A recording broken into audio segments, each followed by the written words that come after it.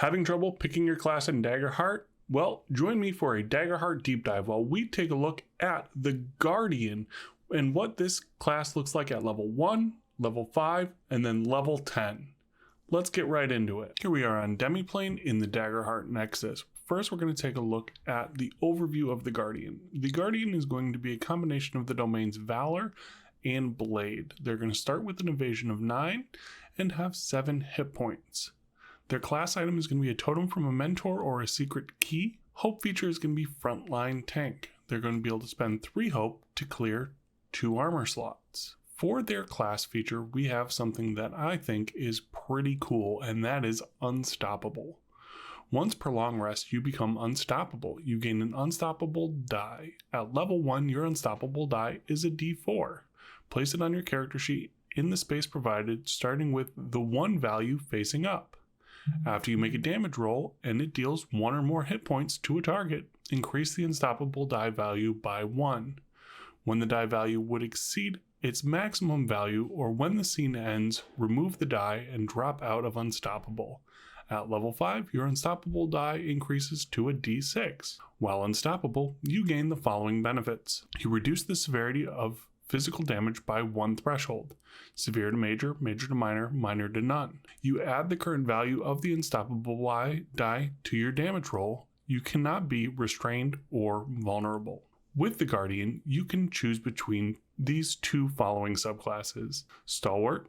Play the Stalwart if you want to take heavy blows and keep fighting, or Vengeance. Play the Vengeance if you want to strike down enemies who harm you or your allies. For our first subclass, we're going to have Stalwart. Play the Stalwart if you want to take heavy blows and keep fighting. For our foundation feature, we're going to have Unwavering. Gain a permanent +1 bonus to our damage thresholds. In addition to that, we're going to get Iron Will. When you take physical damage, you can mark an additional armor slot to reduce the severity. When we move up to Specialization, gain a permanent +2 bonus to our damage thresholds.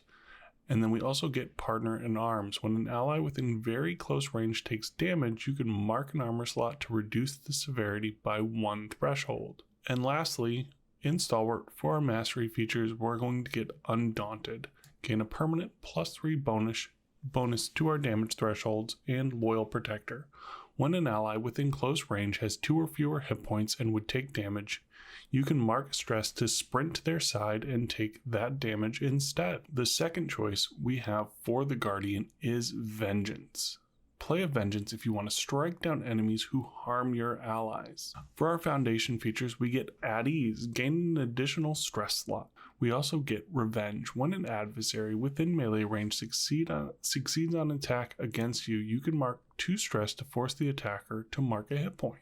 When we move up to Specialization, we get Act of Reprisal. When an adversary damages an ally within melee range, you gain a +1 bonus to your proficiency for the next successful attack that you make against that adversary. So that'll be an additional whole damage die that we will get to use against that adversary. And then for our mastery feature, we have Nemesis. Spend 2 hope to prioritize an adversary until your next rest. When you make an attack against your prioritized adversary, you can swap the result of your hope and fear die. You can only prioritize 1 adversary at a time. So you can always roll with hope against this adversary. That is a very powerful feature. All right, so we are going to be selecting our class as Guardian, and we are going to select our class for this one as Stalwart. We have also now split our characters, and we have 2 different Guardians. We have our Stalwart Guardian and then our Vengeance Guardian. For our Vengeance Guardian, we did select, again, the suggested traits. We went with the suggested battle axe primary weapon, the suggested chainmail armor, and then just the generic items for your starting inventory. We went with the health potion. For the Stalwart, we went with something a little bit different. We went against the suggested. We went with a mace and a shield. And then for the starting armor, we went with full plate armor. So we're going fully defensive with the Stalwart to see what it looks like at levels 1, 5, and 10. And then we're going to go with more of an offensive build with the Vengeance subclass. So let's take a look at the domain cards available to us at level 1. All right, at level 1 for our domain cards, we're going to start with Bare Bones and Valor. When you choose not to equip armor, you have a base armor score of 3 plus your strength and use it for the following as your base damage thresholds. Tier 1, 9 and 19, 11 and 24, 13, 31, and 15, 38. This is better than my armor, so I might go back and switch out our defensive build with this card. Forceful Push. Make an attack with your primary weapon against a target within melee range. On a success, you deal damage and knock them back to close range. On a success with Hope, add a d6 to your damage roll. Additionally, you can spend Hope to make them temporarily vulnerable. In Blade, we get back up. When you take severe damage, you can mark a stress to reduce the severity by 1 threshold. Next up, we have I Am Your Shield. When an ally within very close range would take damage, you can mark a stress to stand in the way and make yourself the target of the attack instead. When you take damage from this attack, you can mark any number of armor slots. Back to Blade with Not Good Enough. When you roll your damage dice, you can re-roll any 1s or 2s. And then finally, Whirlwind from the Blade domain. Whirlwind, when you make a successful attack against a target within very close range, you can spend a Hope to use the attack against all other targets within very close range. All additional adversaries you succeed against with this ability will take half damage.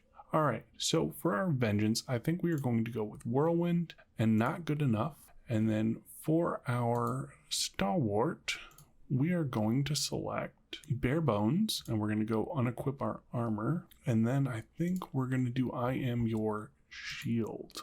I would really like to pick it back up. When you take severe damage, you can mark a stress to reduce the severity by 1 threshold, but I think the other 2 are going to serve us better. We already get a lot of reduction, so that's what we're going to go with as our domain cards at level 1. So let's talk about some choices you have for your heritage. I'm not going to go through all of the ancestries, but I'm going to highlight some that synergize really well with the Guardian. First up, we have our Dracona. With our scales, your scales as an act as natural protection. When you would take severe damage, you can mark a stress to mark 1 fewer hit points. So this will kind of operate the same as that card that we had available for us in our domain. You have Dwarf. When you would take minor damage, you can mark 2 stress instead of marking a hit point. And you also have Increased Fortitude. Spend 3 Hope to half incoming physical damage. You have your Fulborg. In here, you're going to get Unshakable. When you would mark a stress, roll a d6. On a 6, you don't mark it. Giant, you have Endurance, where you just gain a hit point slot of character creation. And Reach is also very cool, where you can treat abilities and attacks that are in melee range as very close instead. And a couple that are just generally useful, but don't synergize particularly well with the Guardian are Halfling, Luckbringer, and Internal Compass. When you roll a 1 on your Hope die, you could re-roll it, and at the beginning of each session, everyone gains a Hope. And then Human, you gain an additional stress slot, and then Adaptability. When you fail a roll that utilize one of your experiences, you can mark a stress and re-roll. There's also Orc. When you have 1 hit point remaining, attacks against you have disadvantage, and you get a little additional damage with your tusks. And then Simia, where we're going to gain a bonus to our evasion at character creation. For this adventure, for my Stalwart, I am going to go with our Dwarf, so we can half that damage, and Thick Skin, we can mark 2 stress instead of marking a hit point for minor damage, so we can reduce, mark some stress. And then for our Vengeance, we are going to go with our Orc. Now, when it comes to community, you can pick any community that you feel suits your character best. These are not going to have a lot of synergy with your class or subclass. The only one that really affects hope or fear in combat is going to be Seaborn, where when you roll a certain number of fear, you can then add that to a roll later on for the ebb and flow of the sea. And I'm just going to, for what I'm doing here, select Seaborn for both of our subclasses. And then we're going to move on and take a look at our character sheet. So here we have our level 1 Guardians. We have generic experiences entered. We have our battle axe here, +2 strength, 1d10 +3 physical damage. We can see we have our additional stress point here that we gained for our Vengeance Guardian. We also see our thresholds at 816, evasion of 8, armor score of 4, and then our different effects and abilities down here. For our Stalwart Guardian, we can see we went with the mace and the round shield. That's going to increase our armor score. We also did not put on our armor because we have thresholds of 11 and 21, which are pretty darn good from what I've seen so far at level 1. We got the +1 to our damage thresholds because of our level, and then the +1 because of our subclass, bringing the basic 9 and 19 to 11 and 21 thresholds. So by far the tankiest character I've created in Daggerheart so far. All right, so let's level up these characters and get them to level 5 and see what they're going to look like there. All right, let's start by going through the domain cards that are available between Blade and Valor as we move up through the levels. We will then go over what I selected at each level, and we will see what our characters look like at level 5. So first up, we have in Blade Reckless. Mark a stress to gain advantage on an attack. This is a level 2 card. Also a level 2 Valor, Bold Presence. When you make a presence roll, you can spend a hope to add your strength to the roll.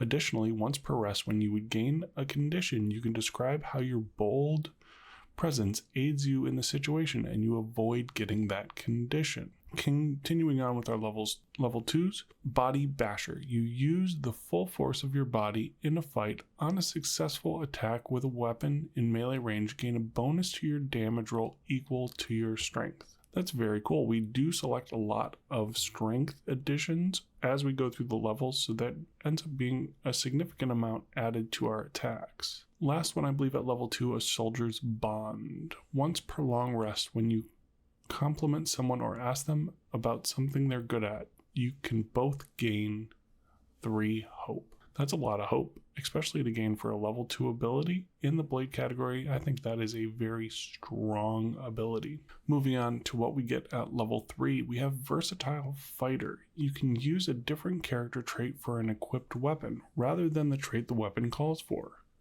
When you deal damage, you can mark a stress to use the maximum result of one of your damage dice instead of rolling it. That's like a little crit right there. You get to max out one of your dice, and you can use any weapon as a strength weapon if you want to. Very interesting, and I think that is a fun little card for our Vengeance, but we'll get there. Next up, we have Scramble. Once per rest, when a creature within melee range would deal damage to you, you can avoid the attack and safely move out of melee range of the enemy. Simple. Continuing on with level 3, in Valor, Lean on Me. Once per long rest, when you console or inspire an ally who failed an action roll, you can both clear 2 stress. And then continuing on at level 3, Critical Inspiration. Once per rest, when you critically succeed on an attack, all allies within very close range clear a stress and gain a hope. Again, gaining hope I think is very powerful in this game, especially since so many of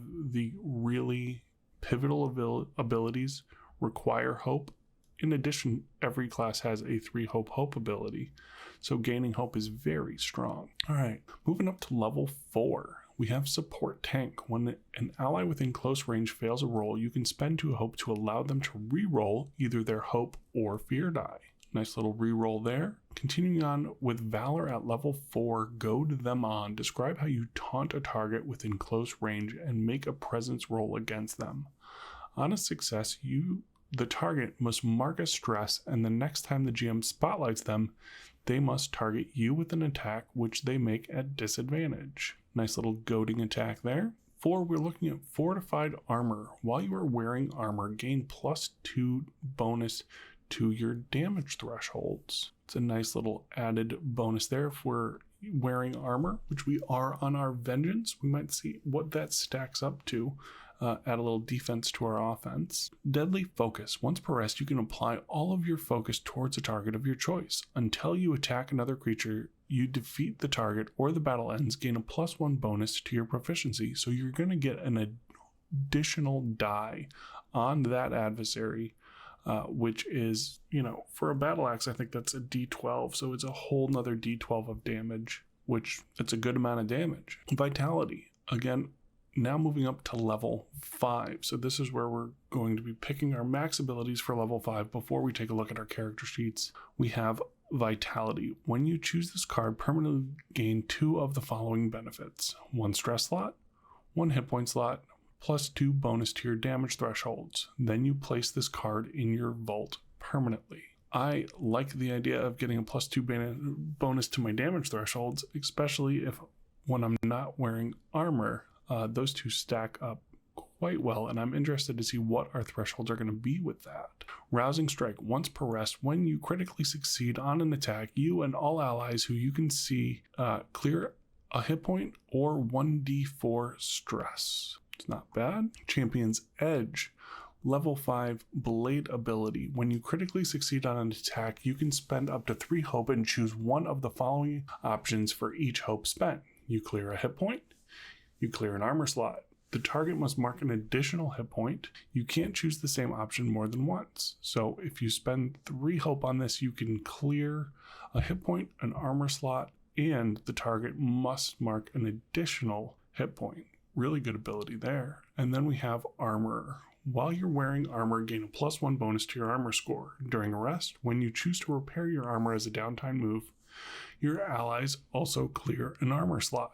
All of these really fun cards, but let me go through and pick them up and we will see what we get for each of our 2 guardians. For our stalwart, we're going to go with a Soldier's Bond because I think gaining 3 hope is an incredibly powerful ability. Continuing along that line, at level 3, we're going to go with Critical Inspiration. There's nothing that really reduces the damage that's coming in, and I think on a critical, adding the ability for all allies within very close range to clear a stress or gain hope is very thematic for our stalwart. At level 4, we're going to do Goad Them On. I want them to focus on me. I am the tank, and I'm going to do that with Goad Them On. And then last but not least, at level 5, I am going to go with Vitality because I want to see how this stacks up. We're going to add the damage threshold bonus, as well as we're going to add another hit point slot to our stalwart. Also, with leveling from levels 2 through 4, we increased our traits once to get rid of our negative and add +1 to our strength. We added 2 HP slots. We gained 1 stress slot. We increased our 2 experiences by 1, and we increased our evasion by 1. At level 5, we increased our agility and strength by 1 and also upgraded our subclass so we get our next subclass card. Moving over to our Vengeance Guardian, we selected Reckless for our level 2 card, giving us the ability to get advantage on attack. For level 3, we went with Versatile Fighter.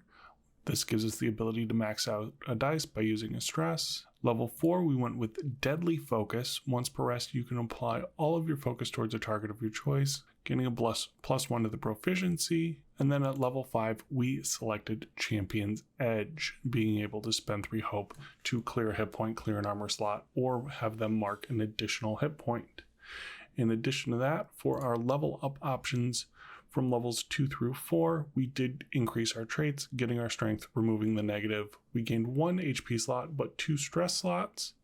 We increased our experiences and increased our evasion. And then when we got to level 5, it was very similar to what we did over with our stalwart. We upgraded our subclass and increased our traits right off the bat at level 5. So let's give them some tier 2 gear and see what their character sheets look like now. All right, so this is the Vengeance Guardian with tier 2 gear. Now, level 5 is tier 3, but going right into level 5, you're probably still going to have some tier 2 gear, maybe a mix of a couple of tier 3 things. So let's look at the tier 2 first.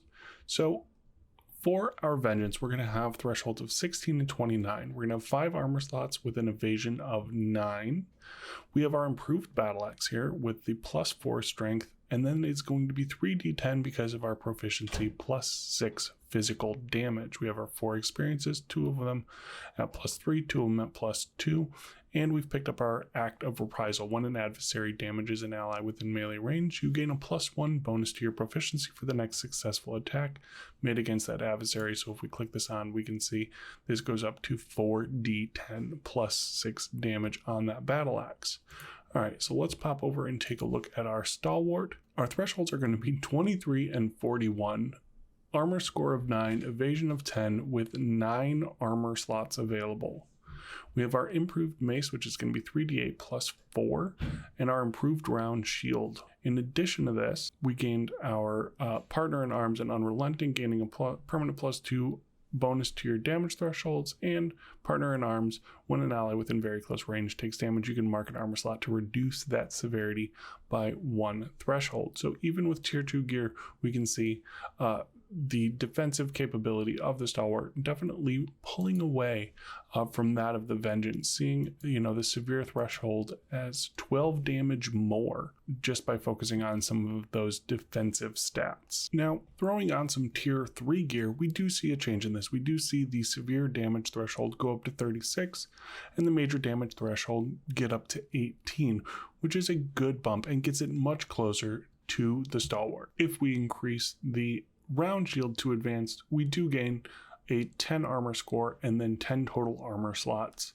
but our thresholds do not change at all because that is still bare bones one of our cards creating those thresholds. All right, let's start moving from 5th to 10th level. We're going to start with our domain cards. We're going to go through all the domain cards and we're going to go over which ones we selected per level for both our vengeance and stalwart guardians. So at level 6, we have the Rise Up card in Valor. Gain a bonus to your severe threshold equal to your proficiency. When you would mark 1 or more hit points from an attack, clear a stress. We have in the Blade, Rage Up. Before you make an attack, you can mark a stress to gain a bonus to your damage roll equal to twice your strength. You can rage up twice per attack. Oh, that's cool. You can use this twice, so you can mark 2 stress to basically quadruple your strength and add that to your damage. Inevitable. When you fail an action roll, your next action roll has advantage. Battle Hardened. Once per long rest, when you would make a death move, you can spend a hope to clear a hit point instead. Those were what we had available at level 6. So now moving up to level 7, we have Valor Touched. When 4 or more of the domain cards in your loadout are from the Valor domain, gain the following benefits. You get a +1 to your armor score. When you mark 1 or more hit points without marking an armor slot, clear an armor slot. It's a nice little defensive ability. We also have Shrug It Off. When you would take damage, you can mark a stress to reduce the severity of the damage by 1 threshold. When you do, roll a d6. On a result or 3 of lower, place this card in your vault. In the Blade domain, we have Glancing Blow. When you fail an attack, you can mark a stress to deal weapon damage using half your proficiency. Next up, we have Blade Touched in the Blade domain. When 4 or more of your domain cards in your loadout are from the Blade domain, gain the following benefits: +2 to your attack rolls, +4 to your severe damage threshold. Going up to now level 8. These are our level 8 domain cards. We have the ability Ground Pound in the Valor domain. Spend 2 hope to strike the ground where you stand to make a strength roll against all targets within very close range. Targets you succeed against are thrown back to far range and must make a reaction roll 17. Targets who fail take 4d10 plus 8 damage. Targets who succeed take half damage. Nice little AoE knockback. We also have in the Valor domain Full Surge. Once per long rest, mark 3 stress to push your body to its limits. Gain a +2 bonus to all of your character traits until your next rest. That's a very cool little ability. 3 stress is a lot of stress, but it's also +2 to all of your stats until your next rest. At level 8, in the Blade domain, we also have Frenzy. Once per long rest, you can go into a frenzy until there are no more adversaries within sight. While frenzied, you can't use armor slots, and you gain a +10 bonus to your damage rolls and a +8 bonus to your severe damage threshold. That is a +10 bonus to your damage rolls. That is kind of awesome. I think we know that this is going to be going on our Vengeance Guardian. Next up, also at level 8, Battle Cry in the Blade domain. Once per long rest, while you are charging into danger, you can muster a rousing call that inspires your allies. All allies who can hear you can clear a stress and gain a hope. Additionally, your allies gain advantage on attack rolls until you or an ally rolls a failure with fear. That nice little buff ability. All right, now we're getting up there. Now we're into our level 9 domain cards. At 9 in the Blade domain, we have Reaper's Strike. Once per long rest, spend a hope to make an attack roll. The GM tells you which targets within range it would succeed against. Choose one of those targets and force them to mark 5 hit points. That 5 hit points is a lot of hit points. So that is just not something to be, taken lightly. It is 1 strike per long rest, but that is 5 hit points. Lead by Example is going to be a level 9 card in the Valor domain. When you deal damage to an adversary, you can mark a stress and describe how you encourage your allies.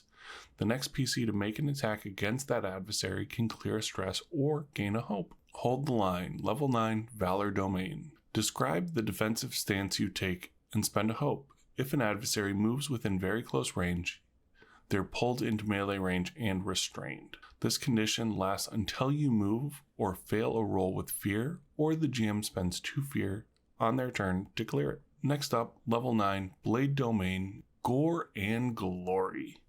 When you critically succeed on a weapon attack, you gain an additional hope or clear an additional stress.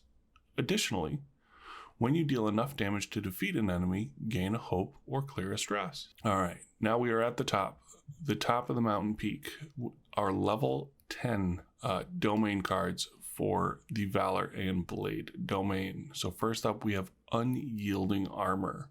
When you would mark an armor slot, roll a number of d6s equal to your proficiency. If any of them roll a 6, reduce the severity by 1 threshold without marking an armor slot. Unbreakable. When you would mark your last hit point, instead of making a death move, you can roll a d6 and clear a number of hit points equal to the result. Then you place this card in your vault. Next up, we have Onslaught in the Blade domain. When you successfully make an attack with your weapon, you never deal damage beneath a target's major damage threshold. The target always marks a minimum of 2 hit points. Additionally, when a creature within your weapon's range deals damage to an ally with an attack that doesn't include you, you can mark a stress to force them to make a reaction roll 15. On a failure, the target must mark a hit point. And then last but not least, we have Battle Monster. When you make a successful attack against an adversary, you can mark 4 stress to force the target to mark a number of hit points equal to the number of hit points you currently have marked instead of rolling for damage. So if you have 5 hit points marked, you can cause 5 damage to 5 hit points to that adversary. A lot of really cool abilities at these higher tiers, at these level 8, 9, 10. But let's take a look at what we would select for our 2 different Guardians. All right, let's start on the Vengeance side of things. So at level 6, we selected Rage Up. That's going to allow us to add our double our strength to attacks, and we can do that twice. At level 7, we went with Blade Touched. We do have a lot of Blade cards, and I think this is the +2 bonus to attack rolls, and then +4 bonus to the severe damage threshold.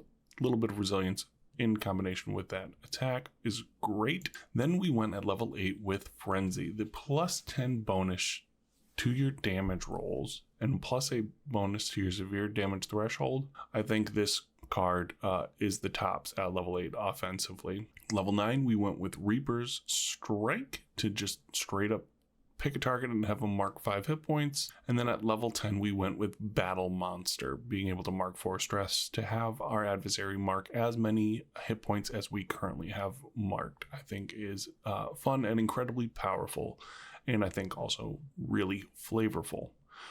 So for our level up options from level 6 to level 10, at level 10, we did select upgrading our subclass and increasing our proficiency the second time through the middle tiers. At level 10, let's take a look at our level up options.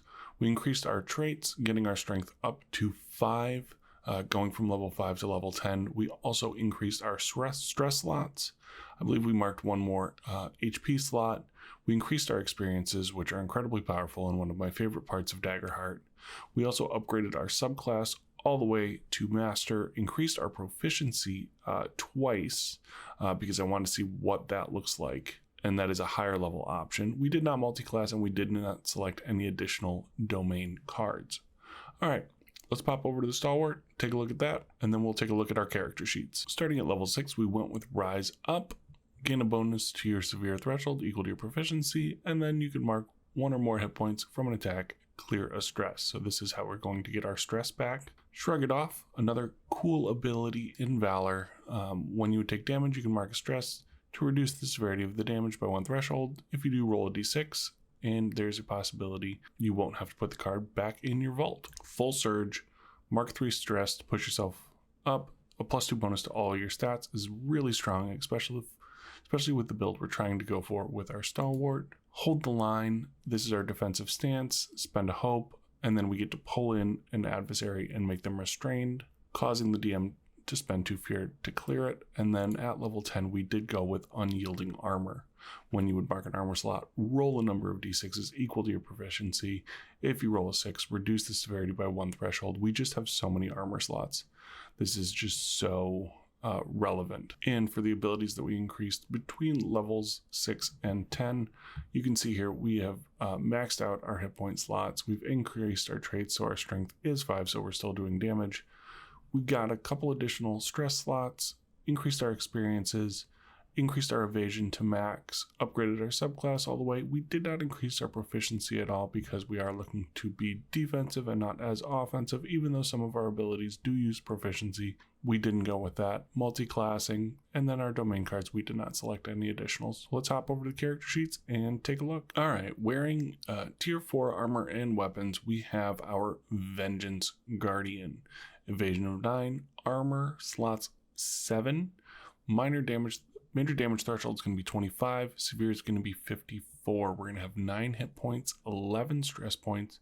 We're going to be rolling +7 strength with our legendary battle axe, which is going to do 6d10 plus 12 physical damage base.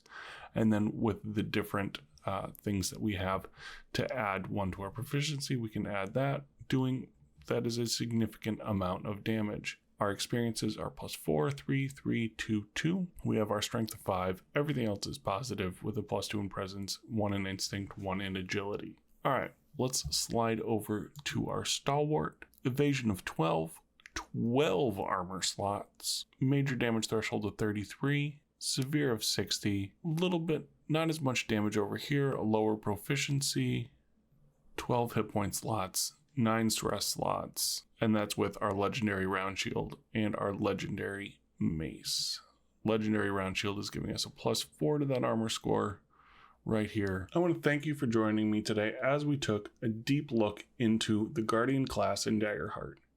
If you would like me to do this with another class in particular, please let me know which one you'd like me to do next down in the comments. I'm going to do this for all of the classes, and I look forward to learning Daggerheart in this way. I enjoy building characters, I enjoy looking at the different subclasses and seeing the different synergies that are available for them. So, if you have a class that you'd like me to do next, let me know. Thanks for joining me. We'll see you next time.